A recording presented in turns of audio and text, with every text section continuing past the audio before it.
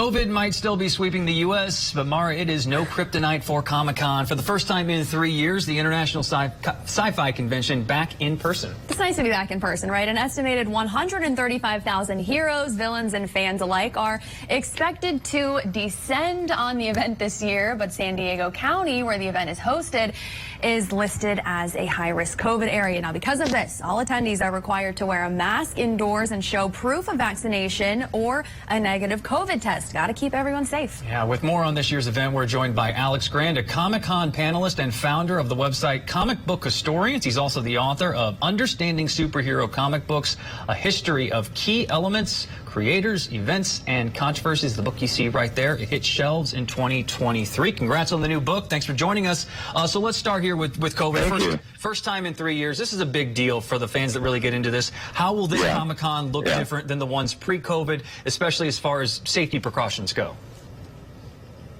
Yeah, so there's a long vaccination verification line that has to happen. The Comic-Con does give emails that gives people a heads up on how to do it a little faster. There's a clear app that they have everyone do, and you have to get that bracelet before you can actually register or get your badge inside the convention center. And it's a good process. And then you have to have a mask inside. It really feels like a lot of the same Comic-Con that was there 3 years ago, just with those 2 extra steps in. It really feels pretty much the same otherwise.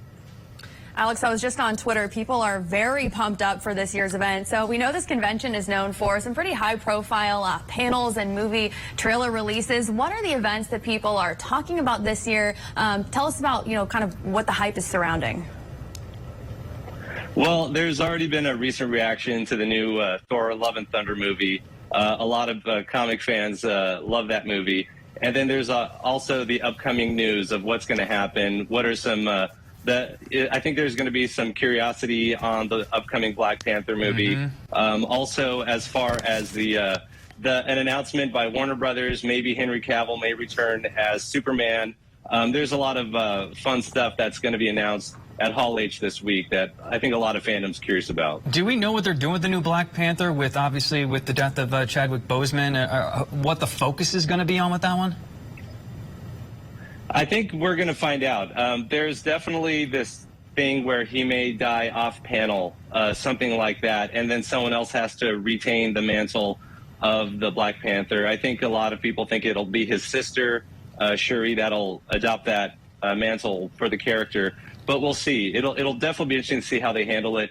There's a lot of love for the character. There's also a lot of respect for the actor Chadwick Boseman. No kidding. So we'll see how they kind of balance that out because that was a popular movie, and the whole world really rallied behind it. So, there's a little bit to navigate there. Yeah, tough to fill those shoes, especially for Chadwick Boseman, held in such high regard. I mean, with Comic-Con itself, it used to be strictly science and fantasy, but it's grown. It seems to become a little more commercialized today. How has this evolved over time? Yeah, that's a good question. Well, in the early 70s, it was definitely more about science fiction, superhero stuff. Also, Marvel had just become such a big hit by 1970 that everyone was rallying around a lot of the Stan Lee appearances and things like that. I would say that it's definitely become more involved in the TV and film industry, also video games, which I think is good. I think there is definitely that concern, like maybe it's not about comic books so much anymore. But maybe it's okay because we have to adapt to new times. There's new media. Get these stories and characters from comics to video games, TV, and film. I think that's a good idea.